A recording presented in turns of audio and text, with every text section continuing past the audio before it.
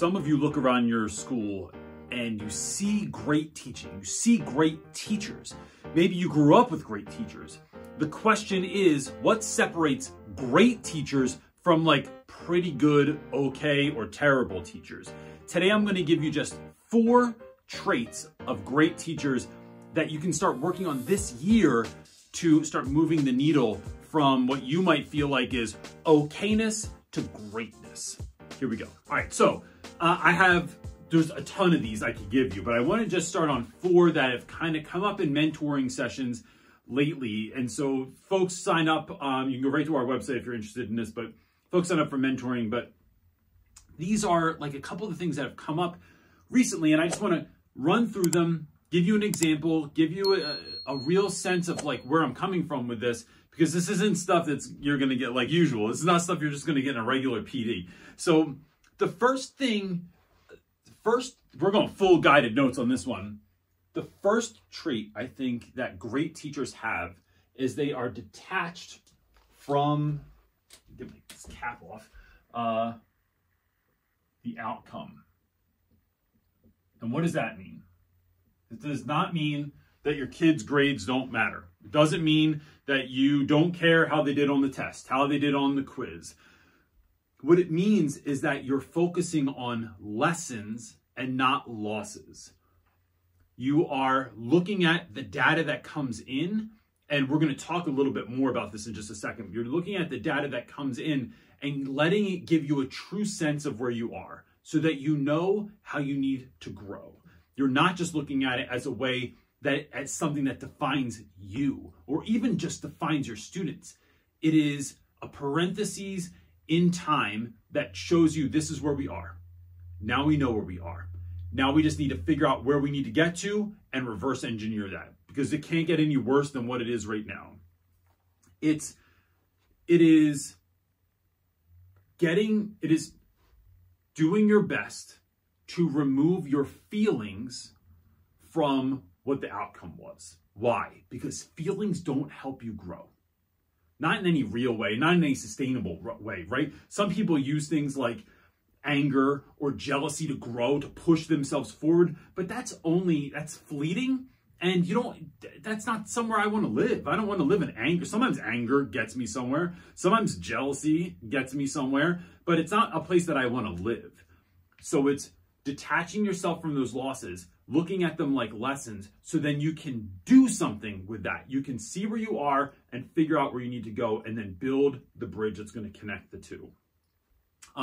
Now, the second thing is you have faulty programming, right? We've all been born into this sort of faulty programming, and this is not like a conspiracy theory or something like that. I'm going to break it down for you. If you look at a to-do list, right? When you create your to-do list, you can cross things off.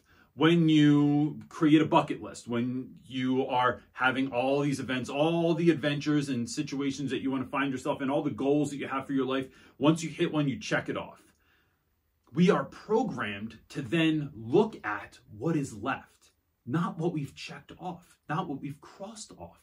And I think that one of the second characteristic of a great teacher is someone that celebrates their wins. That if you sit down and when you feel overwhelmed, because the to-do list it never ends. There's always more to-dos on the list than you can do. There's always ongoing work in education. So sometimes going back and looking back at what you've crossed off, or I heard an interview recently, this gentleman was talking, I can't remember his name. This gentleman was talking about this idea of the reverse bucket list. And so it is this idea of not looking at what you need to do still. Oh my gosh, I haven't gone anywhere. I haven't done anything. I've only been to these 10 countries. I've only taken my kids on vacations to these great places. I've only ever been the first person to graduate from high school and college and get my master's in my family, but I don't have a doctorate yet. Like, oh my gosh, I'm a failure. It's sitting with that for a moment and looking at some of the ways that you've grown. How does this translate into your class? Sometimes we also look at a test and we see who failed. When you're filling in those grades, you're looking at who got an F, who got a 70. You know that Teresa can do so much better than this. Why did she get a 75 instead of a 95? And what we miss sometimes are the students that, even though they got a 50, last week they had a 15. So are we celebrating that win, right? I'm not asking people to celebrate mediocrity. That's like, I don't do math, but that's more than a 50% higher grade than you had last time, right? So this is a big deal. Looking at kids that typically don't talk and gave a few sentences this week. Looking at kids that typically don't look you in the eye. Kids that don't come to school and like, bro, you came to school 4 days this week. Like, this is impressive. It's looking for those wins sometimes, because those are the things that are going to sustain you. Those are the things that are going to help you get through to tomorrow. Just looking at the ways in which you suck are not going to help you to win and to keep going and to have an actual career in education. All right, the next thing is, I don't know if y'all know this. I'm pretty sure I've mentioned this in a video at some point, but to be a great, now look, this, I don't know that much about sports, but I know this because I learned it from Mark Cuban. To be a great baseball player, you only need to hit 3 out of 10 pitches. Sit with that for a second. You scored a 30% as a baseball player, and you're great. To be in the Baseball Hall of Fame, you only have to hit 4 out of 10 pitches to be one of the greatest of all time. Bro, in what world is this possible? So what does this mean for you? This happens for teachers, vets, even folks that have taught for a handful of years, right? And you've had students come back and they tell you, sometimes kids drop some knowledge on you and you're like, what? Like, I thought you hated my class, but a kid comes in, they go, Reynolds, so man, you're like one of my favorite teachers I ever had. You're my favorite teacher. Your class was the best class I ever had. And you know that if you're trying to be a great teacher, that your teaching gets better over the years. Like, you're doing stuff 5 years later that you weren't doing 5 years. You didn't even think you could do that or even come up with that idea, right? But you're doing stuff 5 years later that's so much better.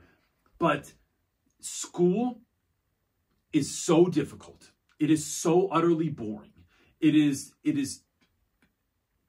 so much that happens in a year that if you can hit 3 out of 10 or if you're a Hall of Famer, 4 out of 10, right? Kids will remember those awesome things. They'll remember the trip, the speaker, the activity, the time that you did some little thing that wasn't even that big of a deal that you might not even remember is going to hit a kid and help them to remember that like you cared, right? It is not looking at every single lesson and did everyone crush it. You cannot crush every lesson. Like, I've never seen a teacher that every single day, every moment of every lesson is just awesome. Sometimes what's awesome is the other side of hard. Sometimes it's helping kids push through a difficult moment to grasp a concept, to understand something that's going to really push them through. And so that the pushing through part is not awesome, right? That part sucks, but it's the other side of hard is awesome. So just remembering that if you can just hit one of these two, man, you're Hall of Famer. And the last thing is this.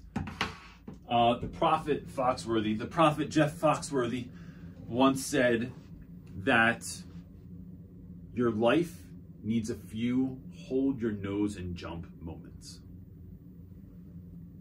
To me, this means, and I talk a lot about this in my book and when I give talks, is this idea of in the classroom, even in my first year, the lessons that made me sick to my stomach, the lessons that made me not able to eat, the lessons that made me not able to sleep, where I was like, oh my gosh, man, really, sorry, my heat just came on.